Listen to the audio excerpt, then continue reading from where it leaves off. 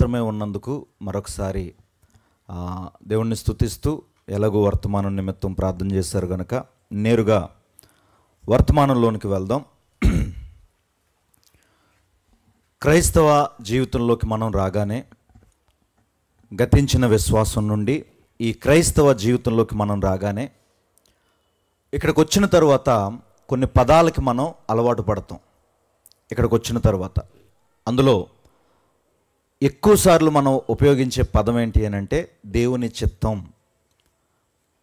మన దైనందిన జీవితంలో ప్రతి విషయానికి కూడా ఈ పదాన్ని మనం వాడుతూ ఉంటాం. తమ్ముడు పెళ్ళి ఎప్పుడు చేసుకుంటావు తమ్ముడు అని అడిగితే అంటాడు దేవుని చిత్తం అన్నయ్య. అయ్యా ఇల్లు ఎప్పుడు కడతావంటే దేవుని చిత్తం బాబు. లేకపోతే అమ్మ ఉద్యోగానికి ఎప్పుడు వెళ్తావంటే దేవుని చిత్తం. ప్రతి జీవితంలో విశ్వాసి చేసే ప్రతి పనిలో కూడా ఈ పదాన్ని మనం వాడుతూ ఉంటాం. దేవుని చిత్తం, దేవుని చిత్తం, దేవుని చిత్తం. ఈ పదాన్ని వీటికి మాత్రమే మనం వాడాలా? దీని వెనకున్న భావం లేదా బైబిల్లో ఈ పదానికి ఉన్న బరువు ఏంటి అన్నది మనం చూస్తే ఈ పదానికి చాలా ఎంత బరువైన పదంగా ఇది మనకి బైబిల్లో కనపడుద్ది అంటే యోహాను భక్తుడు పత్రికను రాస్తూ యోహాను 3 పత్రికల్లో మొదటిది ఆయన ఈ పదానికి ఉన్న బరువును చెప్తాడు. చూడండి కొత్త నిబంధనలో ఈ పదానికి ఉన్న బరువును చెప్తాడు. 2వ అధ్యాయము 17వ వచనం చదువుదాం. సౌండ్ ఏదో ఇబ్బందిగా ఉంది మొత్తం మీద ఇక్కడ. రైట్. లోకమును దాని ఆశ గతించిపోచున్నవి కానీ చెప్తున్నాడు చూడండి, దేవుని చిత్తమును జరిగించువాడు నిరంతరమును నిలుచును. మనం రెగ్యులర్గా వాడే ఈ పదానికి ఉన్న బరువు ఏంటి బైబిల్లో అంటే దేవుని చిత్తమును జరిగించువారట నిరంతరము నిలుచును. నిరంతరము అంటే ఇక్కడ నిలబడతాడు, నిత్యత్వంలో కూడా నిలబడతాడు. అంతము లేని జీవితం, వాస్తవమైన జీవితం, సత్యమైన జీవితంలోనికి ఆ మనిషి వెళ్ళిపోతాడు అని స్టేట్మెంట్ ఇస్తుంది చూడండి బైబిల్. మనం రెగ్యులర్గా వాడే పదం అది మరి క్యాజువల్గా వాడతామో తెలియదు, లేకపోతే అలవాటై వాడతామో తెలియదు, కానీ మాట్లాడితే దేవుని చిత్తము మాటకు ముందు మాటకు వెనక దేవుని చిత్తము అని ఆ పదాన్ని మనం వాడుతూ ఉంటాం. అలాగని ఆ పదాన్ని వాడకూడదా అంటే నా ఉద్దేశం అది కాదు. వాడండి, తప్పులేదు. కానీ అక్కడితో ఆగిపోవడం మాత్రం ప్రమాదం. దాని బరువును మనం పూర్తిగా తెలుసుకునే ఆ పదాన్ని చెప్తున్నాడు చూడండి, దేవుని చిత్తమును జరిగించిన వాడు నిరంతరము నిలబడతాడు. సో నిరంతరము నిలబడతాడు అన్న స్టేట్మెంట్ బైబిల్ ఇస్తుంది కనుక ఆ పదాన్ని బట్టి ఆ పదం మన జీవితంలో నిజంగా దేవుని చిత్తం అంటే ఏంటి, మన జీవితంలో ఆ పదానికి ఉన్న బరువుని మన జీవితంలో మనం నెరవేర్చుకుంటున్నామా లేదా అన్నదే వ్యక్తిగతంగా విమర్శించుకోవాలి. ఆ పదాన్ని 1కి 10 సార్లు వాడే మనం నిజంగా మన జీవితంలో దేవుని చిత్తం అన్నదే నెరవేర్చుతున్నామా?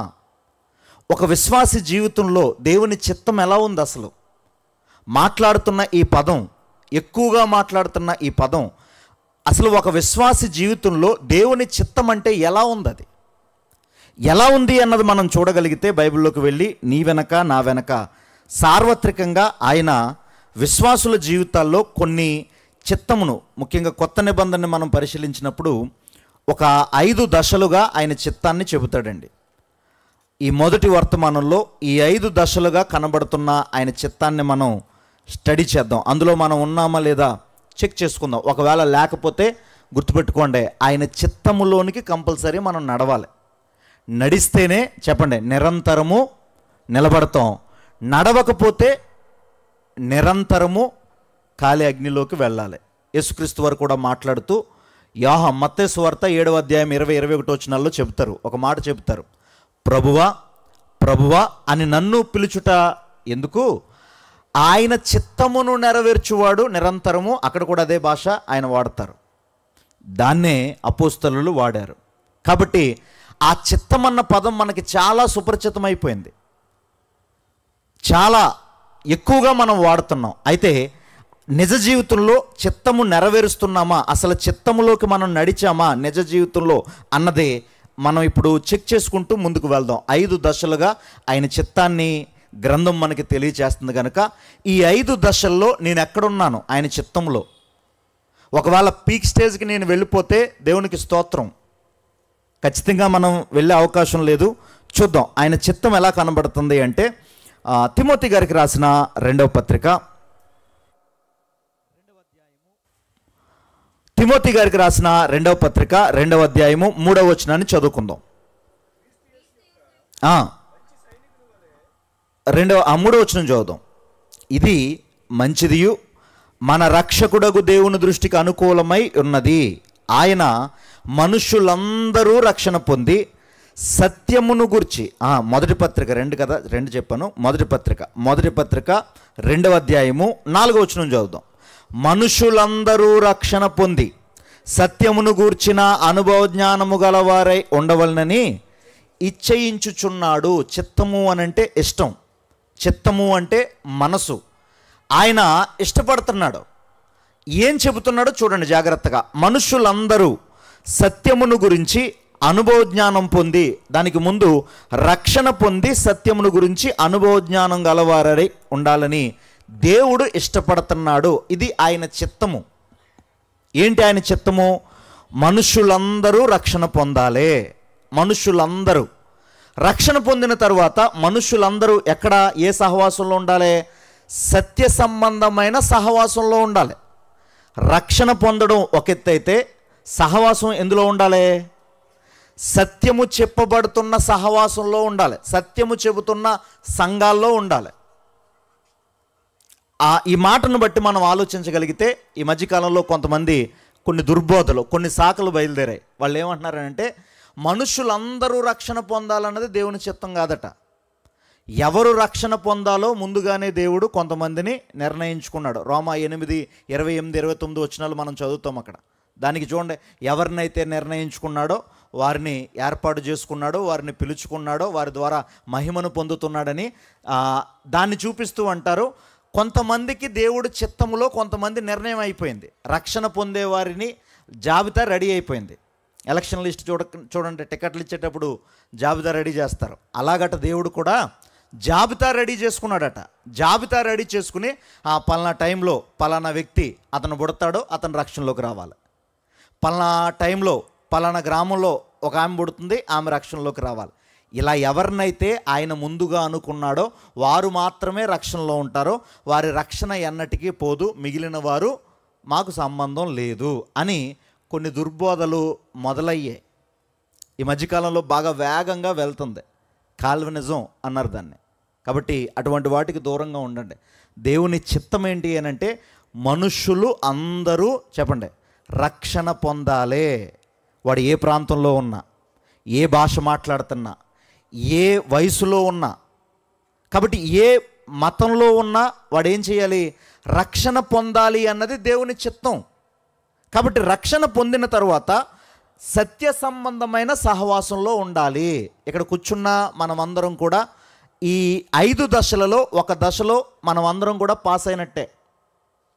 రక్షణ పొందిన వాళ్ళు నాకు తెలిసి మెజారిటీ 100కి ఒక 80-90 మంది ఇక్కడ కూర్చున్న వారిలో రక్షణ పొందిన వారే. 10 మంది ఇంకా దేవుని చిత్తంలోకి రాలేదు. ఆ 5 దశలలో మొదటి దశలోకి ఇంకా రాలేదు. మరి ఎందుకు ఆగుతున్నారో నాకు తెలియదు. కానీ ఇక్కడికి వచ్చిన తర్వాత రక్షణ తీసుకోవడానికి దయచేసి ఆగకండి. ఇక్కడికి వచ్చిన తర్వాత ఒకవేళ బయట ఉంటే ఆలోచించు, కానీ ఇక్కడికి వచ్చిన తర్వాత కూర్చున్న తర్వాత డిలే చేయకండి దీని గురించి. ఇదేనా తప్పుడు పని కాదు కదా, ఇదేనా తప్పుడు పని? మనం చెడు చేయడానికి ఆలోచించాలి, మంచి చేయడానికి ఎందుకు ఆలోచిస్తున్నాం? మనం ఎందుకు టైం పెట్టుకుంటున్నాం? ఎందుకు మంచి చూసుకుంటున్నాం? ఇంకా దూరంగా వెళ్తే ఇంకా తర్వాత ఏదో జరుగుద్ది, ఇవన్నీ ఎందుకు ఆలోచిస్తున్నాం మనం? ఇక్కడికి వచ్చిన తర్వాత ఇది దేవుని చిత్తం. ఇది రక్షణ పొందడం అన్నది ఆయన ఇష్టం. నువ్వు ఇక్కడ రక్షణ పొందితే సెలబ్రేషన్స్ ఎక్కడ జరుగుతాయి? పరలోకంలో జరుగుతాయి సెలబ్రేషన్స్. గుర్తుపెట్టుకో, అది చిన్న విషయం కాదు దేవుని దృష్టికి, ఒక పెద్ద విషయం అది. అలాంటి ఒక పెద్ద విషయాన్ని ఇక్కడికి వచ్చి నువ్వు కూర్చుని వారం వారం విని వెళ్ళిపోతున్నావు అని అంటే దీని వెనకున్న ఆ హిస్టరీ, దేవుని మనసు మనకింకా అర్థం కాలేదు. కాబట్టి మనలో చాలామంది సుమారు 100కి 80-90 మంది రక్షణలోనే ఉన్నాం, నో డౌట్.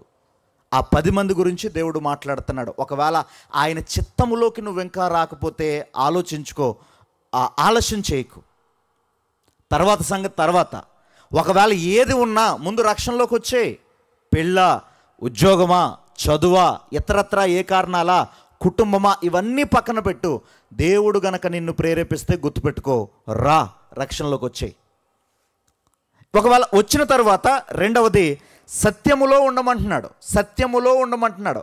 చాలామంది క్రైస్తవులు దేవుని చిత్తంకి వచ్చేసరికి ఈ మొదటి దశలోనే ఫెయిల్ అయిపోతున్నారు. సత్యములో ఉన్నాము అని అనుకుంటున్నారు, కానీ సత్యంలో లేరు. ఎవరికి వాళ్ళకే, ఎవరు చెబుతున్నది వాళ్ళకి ఎలా ఉందే, మేమే సత్యంలో ఉన్నాము, మాదే సత్యము. యేసు దేవుడు కాదని చెప్పేవాడు కూడా వాడే పదమేది, మాదే సత్యం అంటున్నాడు. ఎంత దారుణమో చూడండి. అసలు యేసుక్రీస్తు వారు దేవుడు కాదు అని చెప్పేవాళ్ళు కూడా వాడే పదం మాదే సత్యం. అందరిది సత్యమే, ఎవరికి వారి దృష్టిలో అందరిది సత్యమే. గుర్తుపెట్టుకోండి, సత్యాలు 100 ఉండవు. సత్యాలు 100 ఉండవు. ఎన్ని ఉంటాయి? ఒకే ఒకటి సత్యం. ఆ ఒక్కటై ఉన్న సత్యంలో మనం ఉన్నామా లేదా? అందుకే దేవుడు బైబిల్ ఇచ్చాడు, మేధస్సు ఇచ్చాడు, అందుకే దేవుడు ఆలోచన శక్తినిచ్చాడు మనకే. ఇదంతా పెట్టి ఇదిగో యూట్యూబ్ ద్వారా లేకపోతే ఇలాంటి వాక్యాల ద్వారా మనతో మాట్లాడుతూనే ఉన్నాడో. మనం చేయాల్సిన పని ఏంటి అంటే, మనం వినేది నిజంగా వాక్యానికి దగ్గరగా ఉందా లేదా అన్నది చెక్ చేసుకుంటూ మనం వినాలి. సత్యములో మనం ఉన్నామా లేదా అన్నది చూసుకుంటూ మనము వినాలి. ఎవరు చెప్పినా పర్లేదండి, ఎవరు చెప్పినా వాక్యమే చెప్తున్నారు కదండి, ఎవరైనా పాస్టర్ గారే కదండి అన్న భావజాలం ఒకవేళ మనలో ఉంటే దయచేసి దాన్ని చంపేయండి. అది పూర్తిగా వాక్య విరుద్ధమైన భావజాలం. సత్యం అన్నది ఒక్కటే ఉంటుంది. అది అపోస్తలులు వాళ్ళకి నేర్పినటువంటి యేసుక్రీస్తు వారు ఏదైతే బోధించారో, అపోస్తలులు దేని మీదైతే కట్టారో మనం కూడా దాని మీదే కట్టబడాలి. అదే సత్యము అని బైబిల్ ప్రకటించింది. కాబట్టి ఇక్కడికి వచ్చిన మనం అందరము కూడా ఈ మొదటి దశలో దాటేసాం. ఏ విషయంలో దాటామనంటే, ఈ మొదటి దశలో దేవుని చిత్తాన్ని మనము జరిగిస్తున్నాము అన్నందుకు మనమందరం కూడా ధన్యులమే. ఇక్కడికి వచ్చిన మనమందరం కూడా. మరి బయట వారి సంగతి ఏంటి అని అంటే, సత్యములో వారు లేకుండా అసత్యంలో కనుక వారు ఉంటే గుర్తుపెట్టుకోండి, వారు దేవుని చిత్తములోనికి ఇంకా రాలేదు. దేవుని చిత్తమై ఉన్న పనిని వారు ఇంకా చెయ్యట్లేదు. ఈ 5 దశల్లో మొదటి దశలోనే వారు ఏమవుతున్నారంటే ఫెయిల్ అయిపోతున్నారు. కాబట్టి దేవుని చిత్తములోనికి మనం నడిపించబడ్డాం. అందుని బట్టి దేవుణ్ణి స్తుతిస్తూ రెండవ దశలోనికి మనం వెళ్దాం. దేవుని చిత్తం ఏంటి అంటే రెండవ దశలోనికి మనం వెళ్దాం. దశలోనికలకు రాసిన పత్రిక 4వ అధ్యాయము 4వ వచనాన్ని చదువుదాం.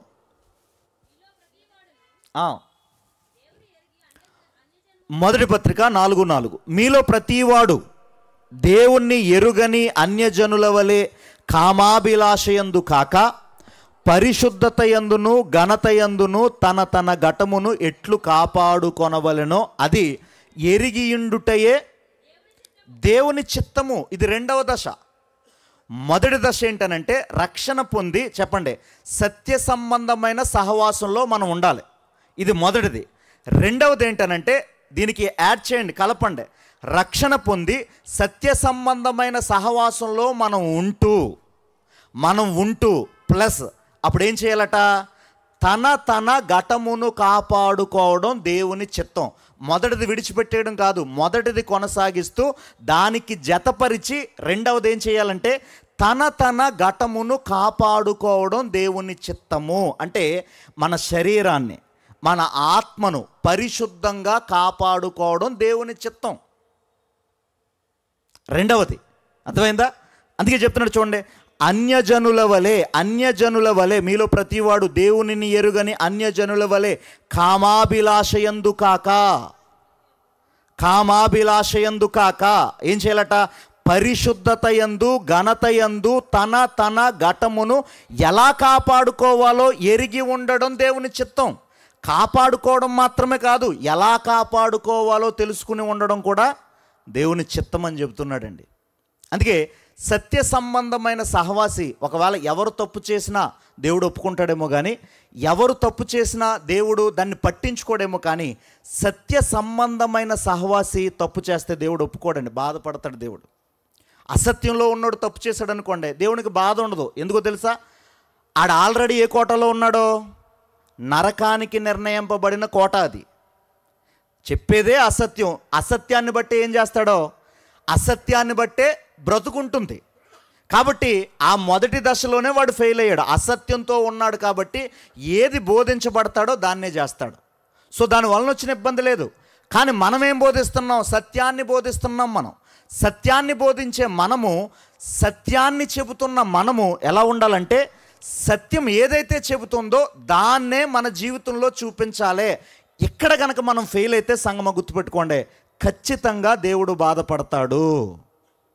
కానీ బాధ ఏంటనంటే, ఈరోజు పరిశుద్ధతను కోల్పోతున్నది ఎవరు అనంటే, బయట మత శాఖల్లో ఉన్న వాళ్ళు చాలా బాగుంటున్నారండి. మనం అంటామే మత శాఖలు అలాగే సత్యం తెలియదు అని అంటాం చూసారా, వాళ్ళు చాలా బాగుంటున్నారు. వాళ్ళకి తెలిసిన తక్కువ సత్యంలో చాలా నమ్మకంగా బ్రతుకుతున్నారు వాళ్ళు.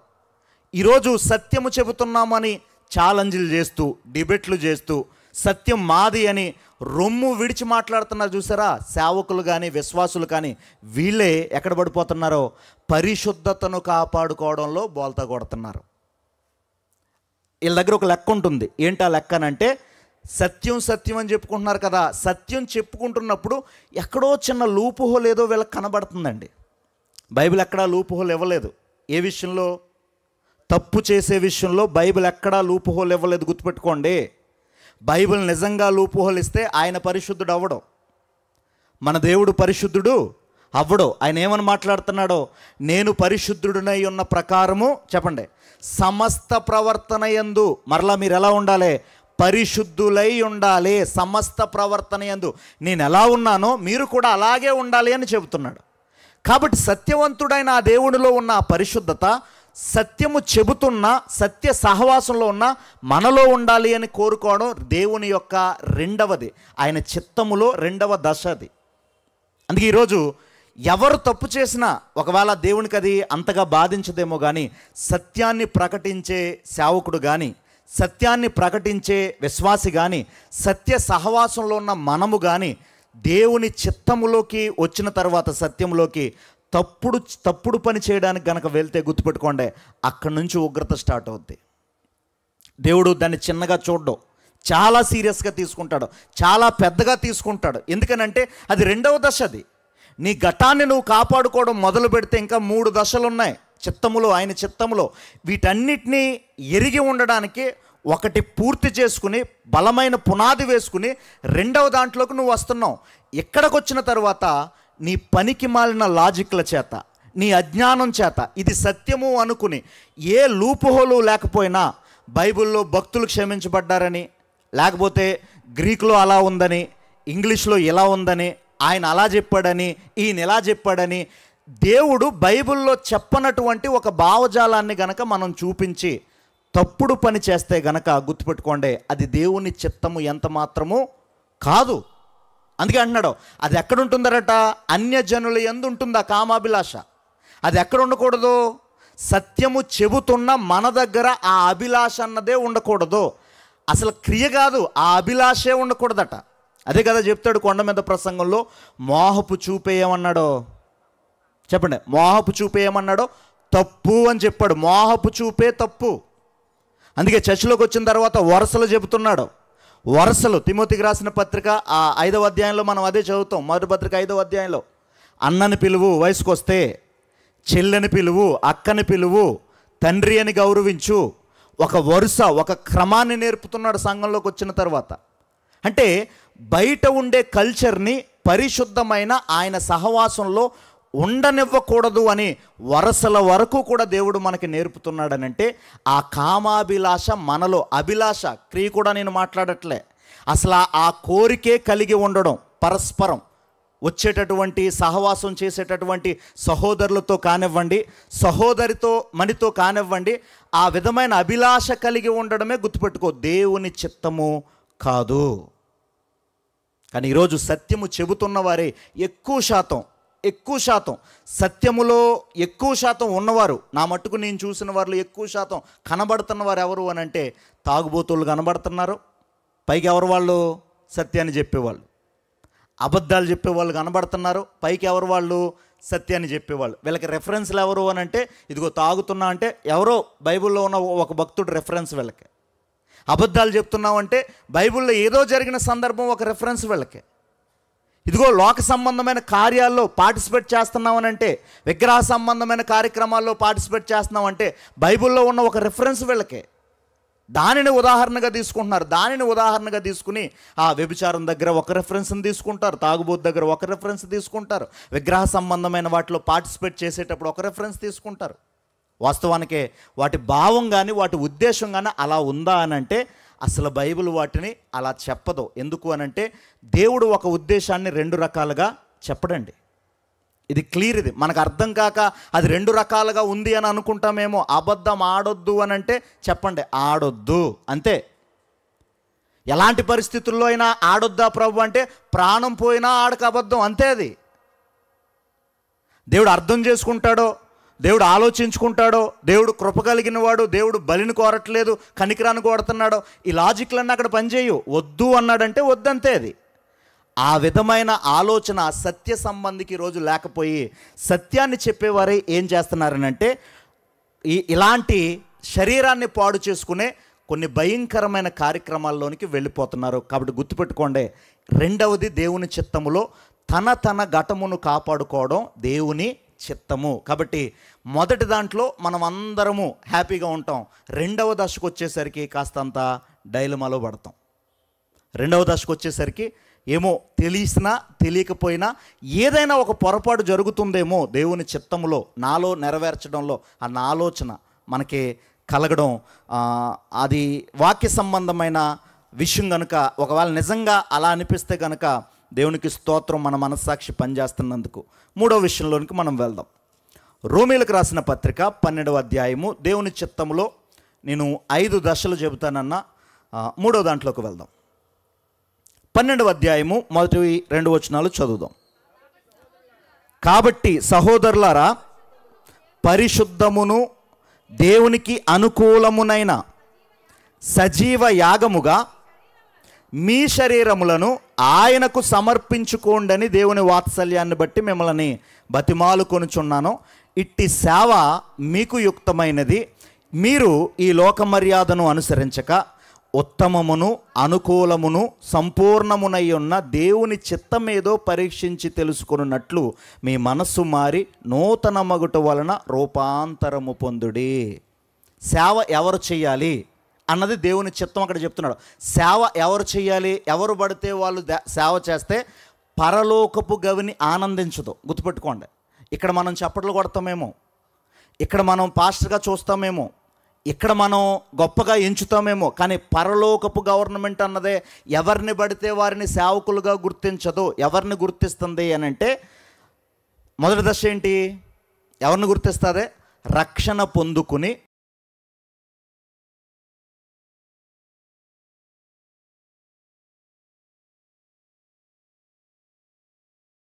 యుక్తమైనది. మూడవది ఏంటి అని అంటే ఈ 2 దశలలో మనం పాస్ అయ్యి 3వ దశలోనికి మనం రావాలి. 3వ దశలోనికి మనం వచ్చి సేవ చేయాలి. ఇలాంటి వారు సేవ చేస్తే దేవుడు ఆనందిస్తాడు. బయట అంతా పెంటెట్టుకుని, బయట అంతా కంపెట్టుకుని, బయట మనకున్న పరిస్థితులన్నిటినీ మనం దాటేసి మనకున్న ఆ స్వభావాన్ని బట్టో లేదా మన చేతకానితనాన్ని బట్టో మనం పడిపోయి మనం సేవకులుగా లేదా విశ్వాసులుగా మనం చలామణి అవుతున్నాము అని అంటే ఆ సేవ దేవుని దృష్టికి ఎలాంటిది? అది చెప్పండి, యుక్తమైనది కాదు. అందుకే ఇట్టి సేవ మీకు యుక్తమైనది, మీకు మంచిదేది అని అంటే ఇలాంటి సేవ చెయ్యండి. అందుకే అంటాడు దేవుడు కీర్తన 51లోనే ఎక్కడో చెప్తాడు. ఆయన ఏమన్నా అంటే భక్తిహీనులతో మాట్లాడతాడు. ఏమని మాట్లాడతాడనంటే, రే నా మాటలు చెప్పడానికి నీకేం పని రా అని అడుగుతాడు. అక్కడ నా మాటలు ప్రకటించడానికి నీకేంటి పని? నువ్వు కాకపోతే ఎవడో ఒకరిని తెచ్చుకుని నా పని నేను చేయించుకుంటాను. నీ భక్తిహీనతతో నా మాటలు చెప్పాల్సిన పనేంటి? అది ఆయన చిత్తము కాదు. అది ఎవరు చెప్పాలి ఆయన మాటలు? పరిశుద్ధుడైన దేవుని గురించి ఎవరు మాట్లాడాలి? పరిశుద్ధులే మాట్లాడాలి. పరిశుద్ధులు మాట్లాడితే ఆయనకు మహిమ వస్తుంది. పనికి మాలోళ్ళు మాట్లాడితే ఏమొస్తుంది? మిమ్మును బట్టి అన్యజనుల మధ్య నా నామం దూషింపబడుతుంది. అందుకే మూడవ దశలో మనం నేర్చుకోవలసిన మూడవది ఏంటి అని అంటే, ముందు రక్షణలోకి వచ్చి సత్య సంబంధమైన సహవాసంలో ఉంటూ పరిశుద్ధతలో కొనసాగుతూ సేవ చేయడానికి మనం రావాలి అన్నదే దేవుని చిత్తము. ఇప్పటి వరకు 3. తర్వాత 4వది పేతురు గారు రాసిన మొదటి పత్రిక 4వ అధ్యాయము. ఆయన చిత్తం ఎలా ఉందో దశల వారీగా మనం చూస్తున్నాం కనుక 4 తర్వాత 5 నేను ముగిస్తాను. 4వ అధ్యాయం 19వ వచనం. కాబట్టి దేవుని చిత్త ప్రకారము బాధపడువారు సత్ప్రవర్తన గలవారై నమ్మకమైన సృష్టికర్తకు తమ ఆత్మలను అప్పగించుకోవాలి. దేవుని చిత్తములో మరొక కీలకమైన విషయం ఏంటి అని అంటే, దేవుని చిత్తములో శ్రమలు ఉంటాయి. దేవుని చిత్తములో ఆ విశ్వాసికి బాధలు ఉంటాయి. ఎవరు ఈ 3 దశలను ఎవరైతే దాటుకుని వెళ్తారో 4వ పిలుపు ఏంటి అని అంటే, లేదా 4వ దర్శనం ఏంటి అని అంటే, అలాంటి విశ్వాసికట ఆయన చిత్త ప్రకారమైన శ్రమలు వస్తాయి. ఇక్కడ ఈ పారాగ్రాఫ్లో 2 రకాల శ్రమలు చెప్తాడు. 2 రకాల శ్రమలు. ఒకటి ఒళ్ళు కొవ్వెక్కి తెచ్చుకునే శ్రమలు. రెండవది ఆయన చిత్తానుసారంగా మనకు సంబంధం ఉండదు. మనం ఏదో ఆయన చెప్పినట్టుగా మనం వెళ్ళిపోతూ ఉంటాం. ఆయన చెప్పినట్టుగా మనం వెళ్ళిపోతున్నప్పుడు ఏం జరుగుద్ది? అక్కడ శ్రమ వస్తుంది. అందుకే నేను చాలాసార్లు చెప్తున్నా, అబద్ధం ఆడకుండా బ్రతకండి. ఒక్కరోజు ఆఫీస్లో అబద్ధం ఆడకుండా బ్రతకండి. శ్రమ వస్తుందా రాదా? సెలవు కావాలంటే ఏం చేయాలి? చెప్పండి. సెలవు కావాలంటే ఏం చేయాలి? పై అధికారితో చాలా తేలిగ్గా చెప్తాం. నేను క్రైస్తవుని సార్, మీటింగ్ పెట్టుకుంటున్నాను సార్, మా ఇంటి దగ్గర సెలవు ఇవ్వండి సార్ అంటే ఏమంటాడు? అలా చెప్పినందుకే సెలవు ఇవ్వకుండా ఆపేస్తాడు. అప్పుడు ఉద్యోగమా దేవుని పనా? అది వస్తుంది చూసారా, కత్తి మెడమ దగ్గరికి. మనం ఏమి పట్టించుకోండి ఏమంటాం? టక్కున అబద్ధం చెప్తాం. కాబట్టి దేవుని చిత్తానుసారంగా ఎవరైతే బ్రతుకుతారో, 4వది ఆయన చిత్తములో అందరికీ శ్రమలు రావండి. దేవుని చిత్త ప్రకారం బ్రతికే వారికే శ్రమలు వస్తాయి.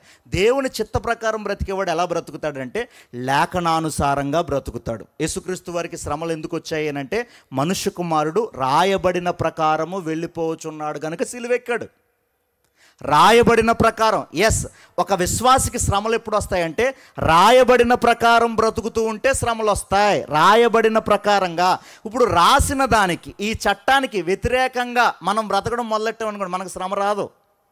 ఒక్క అబద్ధంతో ఈజీగా మనం తప్పించుకోవచ్చు ఎలాంటి శ్రమనైనా. ఒక్క అబద్ధంతో నువ్వు క్రైస్తవుడు వేరా అన్నావు అనుకో, అక్కడికి వెళ్ళిన తర్వాత అబ్బెబ్బే కాదండి వాళ్ళు చెప్పిన దానికి జై కొట్టామనుకోండి, శ్రమ ఉందా? లేదు. కాబట్టి 4వది ఏంటి అని అంటే, ఆయన చిత్తము చూస్తున్నాడు ఆయన.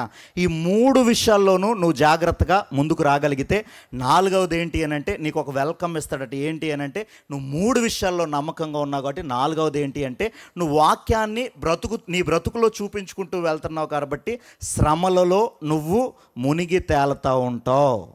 పైన అదే 2 రకాల శ్రమలు చెప్తాడు 15వ వచనంలో. మీలో ఎవడు నరహంతుడుగా కానీ, దొంగగా కానీ, దుర్మార్గుడుగా కానీ, పరుల జోలుకు పోవువాడుగా కానీ అసలు బాధ అనుభవించకండే. ఆ బాధ దైవ సంబంధమైన శ్రమ కాదు. అర్థమైందా? ఆ శ్రమ దైవ సంబంధమైన శ్రమ కాదది. పోలీస్ స్టేషన్కి మనం వెళ్ళామనుకోండి, నాకు మొన్న తెలిసిన ఒక సహోదరుడు కాల్ చేశాడు. పోలీస్ స్టేషన్కి వెళ్తూ ప్రార్థన చేయమన్నాడు. పోలీస్ స్టేషన్కి వెళ్తూ, పోలీస్ స్టేషన్కి ఎందుకు వెళ్తున్నామంటే ఫ్యామిలీ గొడవది. అత్తగారు కేసు పెట్టింది, ఏదో కానిమాట ఏదో అన్నాడట. అత్తగారు కేసు పెట్టింది. కేసు పెట్టేసరికి వెళ్తే నాకు ఫోన్ చేయడు, అనయ్య ప్రేయర్ చేయ అన్నయ్య. ఏరా ఎందుకురా అన్నాను. ఏరా ఎందుకురా అంటే, అత్తగారు కేసు పెట్టింది అన్నయ్య. ఎందుకు ఏం చేసావనంటే, మన వాడి వైపు కనబడుతుంది, కొంత తప్పు కనబడుతుంది. అప్పుడు అన్నాను అనమాట, తమ్ముడు ఇది కరెక్ట్ కాదు ఈ రకంగా వెళ్ళడం. ఎందుకు ఇది ప్రస్తావన తెచ్చానంటే, వేరే సహోదరుడు ఎలా చెప్తున్నాడంటే, స్టేషన్కి వెళ్ళడం దేవుని చిత్తమని చెప్తున్నాడు. ఎందుకు దేవుని చిత్తమని చెప్తున్నాడు అంటే, అక్కడికి వెళ్ళాడు కానిస్టేబుల్కి సువార్త చెప్పాడట వీడు. అర్థమైందా? అక్కడ కవరింగ్ చూడండి. కానిస్టేబుల్కి సువార్త చెప్పాడట అక్కడికి వెళ్ళి. అన్నయ్య నేను కానిస్టేబుల్కి సువార్త చెప్పడానికే మా అత్తగారు నా మీద కేసు పెట్టింది అన్నయ్య, అందుకే నేను కానిస్టేబుల్కి సువార్త చెప్పగలిగాను, లేకపోతే నేను సువార్త చెప్పలేనన్నయ్య. చెప్పి తెగిపోద్ది అదొక పిచ్చి పిచ్చి మాటలు మాట్లాడేవంటని చెప్పి. అసలు దీనికి దానికి సంబంధం. కానిస్టేబుల్కి సువార్త చెప్పడానికి కేసు పెట్టాలా? డైరెక్ట్గా వెళ్ళి మాట్లాడొచ్చుగా. కొడతారా తిడతారా? డైరెక్ట్గా వెళ్ళి మాట్లాడి లోన పడేస్తారు. పోనీ ఏమైంది? దేవుని చిత్తమేగా శ్రమ రావడం. సేవ నిమిత్తం సేవ చెప్తుంటే, సువార్త చెప్తుంటే ఎస్ఐ గారు లోన ఆడేశారండి. శ్రమ మంచిదేగా, అలా ఆలోచించరు. దీన్ని కూడా ఇలా వక్రీకరించుకునే నైజం. కాబట్టి అది కాదు, అది వాక్యానుసారమైన శ్రమ కాదు, అది లేఖనానుసారమైన శ్రమ. ఏది అని అంటే, నువ్వు నేరుగా వెళ్ళు, సువార్త చెప్తాకి వెళ్ళు. ఏంట్రా నా బురద అంటాను లోనాడండి అన్నాడు అనుకో, అది శ్రమ, లేఖనానుసారమైన శ్రమ అది. కాబట్టి విశ్వాస జీవితంలో దేవుని చిత్తం ఏంటి అని అంటే, 4వది శ్రమలు వస్తాయి. నువ్వు 3 విషయాల్లో కరెక్ట్గా ఉంటే నీ చుట్టూ ఉన్న కంచెను తీసేయడం దేవుడు మొదలు పెడతాడు. వీడు నిలబడ్డాడు కాబట్టి వీడిని ఏం చేయొచ్చు, అపవాదికి అప్పగించచ్చని ఈ మూడింట్లో నువ్వు స్ట్రాంగ్గా ఉన్నప్పుడు 4వ దానికి గేట్లు ఓపెన్ చేస్తాడో. నువ్వు ఊహించని రీతిగా నీకేమొస్తాయి, శ్రమలు వచ్చేస్తాయి. ఇక 5వది, అదే శ్రమల్లో నువ్వు ఎలా ఉండాలి అని అంటే, పడిపోకుండా. యోబు భక్తుడు అంటాడు కదా, దేవుడిచ్చెను, చెప్పండి, దేవుడు తీసుకున్నాను, దేవునికి మహిమ కలుగునుగాక, ఆమెన్. శ్రమలలో ఎంజాయ్ చేయడం, శ్రమలలో దేవుణ్ణి మహిమపరచడం, శ్రమలలో ఆయన్ని వదలకుండా, ఒక దావీదుల, అబ్రహాముల, ఒక మోషేల, ఒక యోబుల, అపోస్తలుల, పౌల్ల, ప్రభువైన యేసుక్రీస్తు వారిల శ్రమలలో కూడా ఆయనతో ఆ బంధాన్ని కొనసాగిస్తూ శ్రమలలో ఆయన స్తుతిస్తూ ఉంటాం చూసారా, అది పీక్ అండి. అది ఈ 5 దశలు ఆయన చిత్తము, మనలో ఆయన చూడాలనుకుంటున్న ఆయన చిత్తము. ఈ 5 ఎవరిలో జరగాలి అని అంటే, ఒకళ్ళో ఒకటి కాదు. రక్షణ పొంది సత్య సంబంధమైన సహవాసంలో ఉండడం మొదటి దశ అయితే, 2వ దశ క్యారెక్టర్ని కాపాడుకోవడం. సత్యము చెబుతూ సత్య సంబంధమైన సహవాసంలో ఉంటూ క్యారెక్టర్ని కాపాడుకున్నవాడు 3వది సేవ చేయడానికి అర్హుడు, అది దేవుని చిత్తము. ఈ 3 చేస్తూ ఉన్నప్పుడు శ్రమలలోనికి దేవుడు వాడిని లాగుతాడు.